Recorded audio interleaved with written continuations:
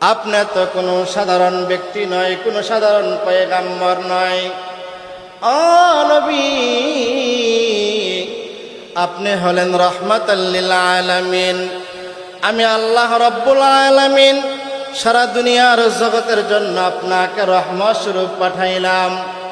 আল্লাহ রাব্বুল আলামিন এই আয়াত যখন দুনিয়ার মানুষদেরকে শোনায় দিলেন, এই আয়াতের ব্যাখ্যায় মুহাদ্দিসিনে কেরামগণ এরকম ভাবে উল্লেখ করতে থাকেন, আল্লাহর হাবিব জনাবে মুহাম্মদুর রাসূলুল্লাহ সাল্লাল্লাহু আলাইহি সাল্লাতু ওয়াসসালাম তো দুনিয়ার জন্য রহমত, শুধু দুনিয়ার জন্য রহমত নয়, আল্লাহর নবী উনার মায়ের পেটে থাকায় দুনিয়ার মধ্যে রহমত শুরু হয়ে গেছে। জোরে বলেন সুবহানাল্লাহ।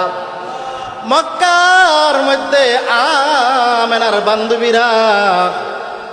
আমেনার বান্ধবীরা আব্দুল মুত্তালিবের কাছে অভিযোগ দেয়, ও কাবার মুতাওয়াল্লি, আপনার আব্দুল্লাহর ছেলে আব্দুল্লাহ